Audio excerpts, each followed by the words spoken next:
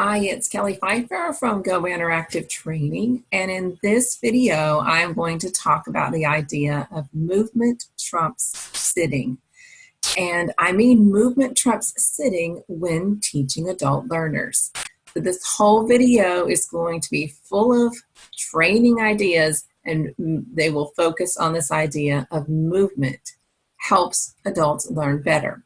Many of us have been taught in that traditional learning, you need to be a good student by sitting quietly, not moving, and listening. But the brain science that has been discovered and researched in the past few decades is telling us something very different. Our brain just isn't a brain all by itself. It has a body attached to it. And so Sharon Bowman shares in this book that one of the 6 principles to help learning stick is movement trumps sitting. So first, a little bit about this book. It's by Sharon Bowman, and it's called Using Brain Science to Make Training Stick, 6 Learning Principles That Trump Traditional Teaching. And so this video is focusing on just one of those principles, and that is movement trumps sitting. So this video is for trainers, for instructors, and for facilitators. And this will help you plan activities and see training and teaching, hopefully in a different way. Maybe you already know some of these things I'm going to share, which is fabulous. But if you don't, you will get a little introduction into movement trumps sitting, and you'll get some ideas about how to incorporate this into your own training events. So first I want to share, let's see, I've got so many things here. First I want to share my learning cards. So this is a tip. I wrote movement trumps sitting on one of these cards. You can see it's an old card. It has some watermarks and some edges kind of fraying there, because this is what I do with all my training ideas. I put one training idea on each colored card. And so I have these colored cards, and anytime I want to plan a training, I start by looking through these cards to see which ideas I think will be helpful for that particular topic, that particular audience, and that particular content. So that's another trainer tip, is to have all your ideas on a set of cards. And so I'm just sorting ideas at first when I try to plan my training, or when I do plan my training. So that is tip number 1, is writing your ideas on cards. So I have a card that says movement trumps sitting. I have another card that I created when I was sitting as a participant in one of Sharon Bowman's trainings. And she had these jewels on the table, and they have sticky on the back. And she said, anytime you have an idea that you want to keep, put a jewel on it, write it on a card, and then take it with you. And that may be how I got this idea of storing all my ideas on individual cards. But this is a card that I created in an actual training, and it relates to movement trumps sitting. Sharon said, bring their bodies along for the ride. Because as I said before, our brains are not just brains by themselves. They have a body attached to them. So let's use that body to help the brain learn in a different way than just listening or watching. And this creates multiple pathways for the brain to learn and remember information. So that is what the new brain science, neuroscience is telling us. So now on to some ideas that you can actually use in one of your training events. And I've used all these ideas in multiple different ways. So let's get started. The first idea with movement trumps sitting is sticker dot voting. So this is a real simple beginner idea. You may have done this in a training where each person gets 1 dot or 2 dots or 3 dots. You decide how many they get. And then there's some type of poster in the wall or flip chart. I've made a small one here. Just pretend this would be on a big piece of flip chart. taped to the wall or on an easel in a training. So each person would get one sticker dot or however many you decided they would get, and then you would explain to them that they're going to answer a question that you've written on the wall by putting a sticker dot in the section to cast their vote or let you know what their answer is to the question. So I just made this one up for this video. Let's pretend I'm training a group of trainers and I want to know more information about them so that I can better know my audience. So at the beginning of the training, I might ask them to get a sticker dot or as many as they need. Well, actually, this was just one. And to answer the question, what format do you use most for training? Live, face-to-face, or live in real time, but it's online? Or is it e-learning where it's self-paced? It's all recorded, it's all been planned ahead of time, and the learner is just deciding when they want to watch it and it's online?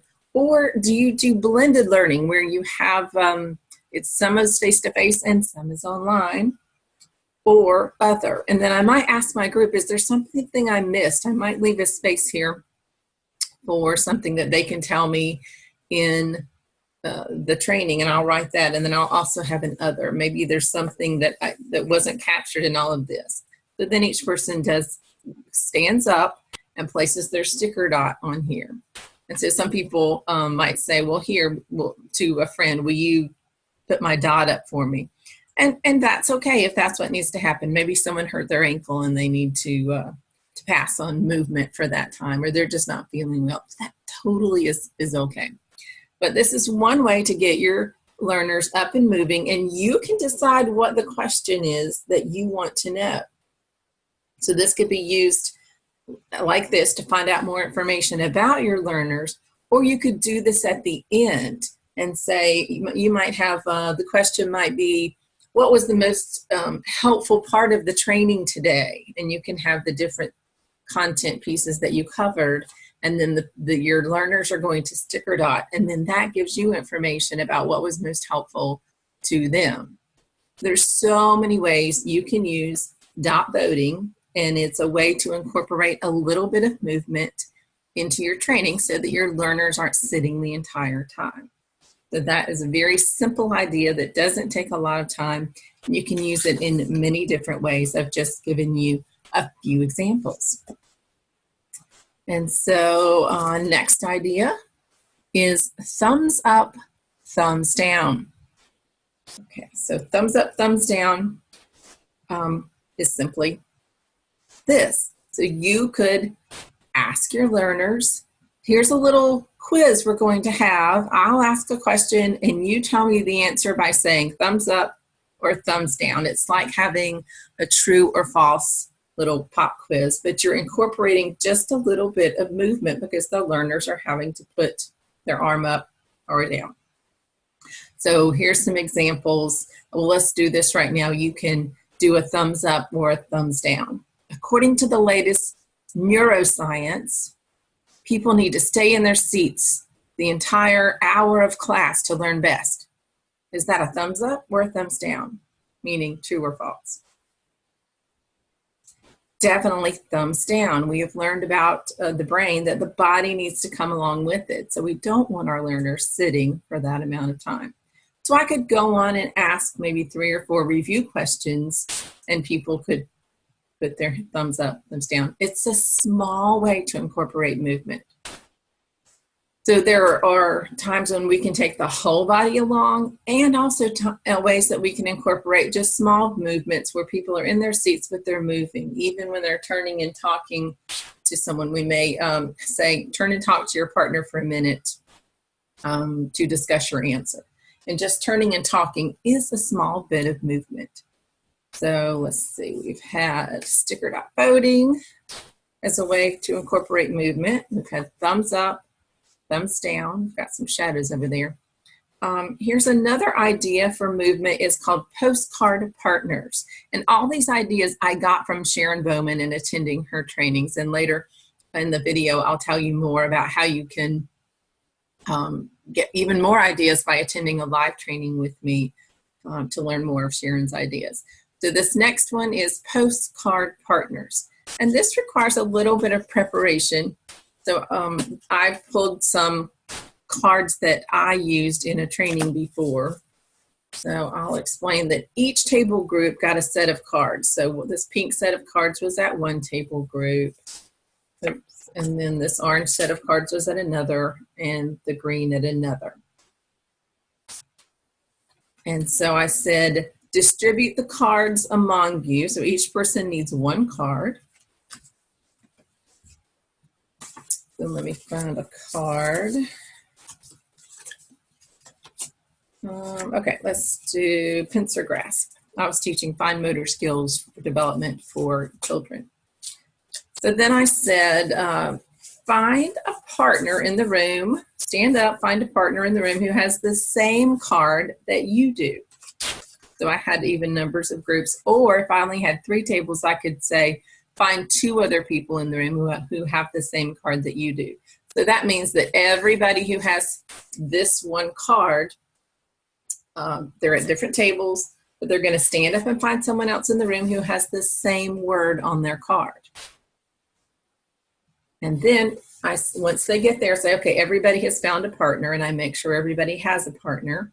And if not, we'll figure out what the problem is or what cards we need. And then I say, okay, well, look at the word on your card, and first introduce yourself to your partner. Then tell your partner, what is one thing you already know about the term on your card?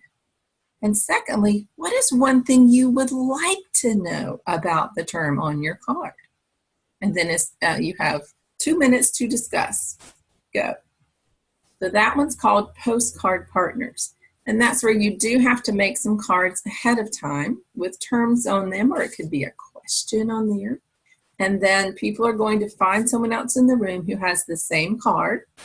And then you'll give instructions about what they're going to do or what they're going to discuss about what's written on their card.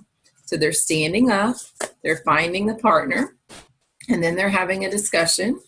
And then usually I would say, go back to your seats. And then I usually do the example I gave you, I do at the beginning of a training, what do you want to know? And then at the end of the training, I can use this same exact activity. Go find the cards you had before, go find your partner again.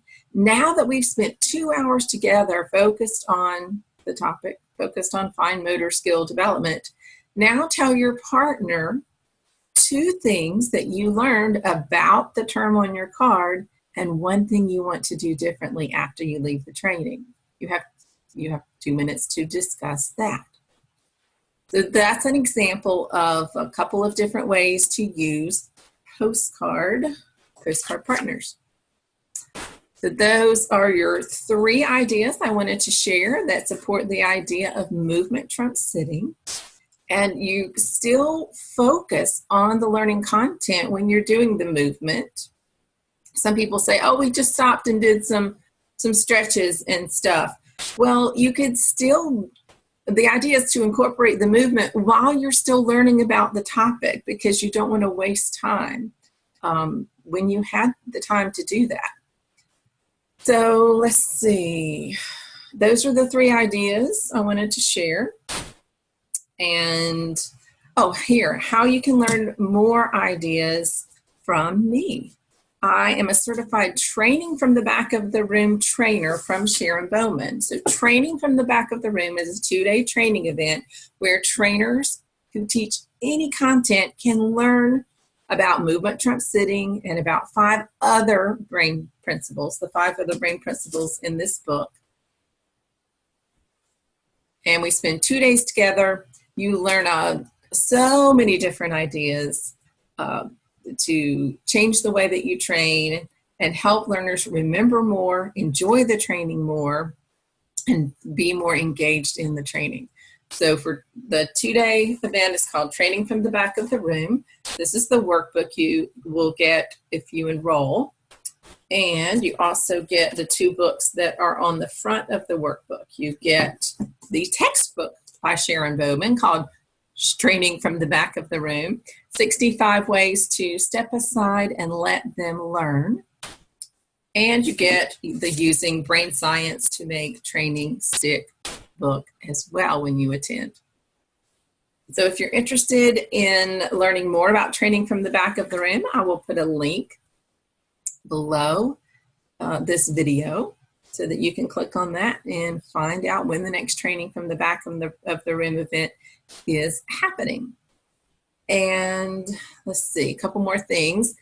This, if you like this video, you can click the like button below. You can share it with your trainer, facilitator, and instructor friends. If you would like to subscribe to the channel, then you'll get notified when I post new videos, and you will get more training tips and ideas to help you become a better trainer, a better facilitator, better instructor.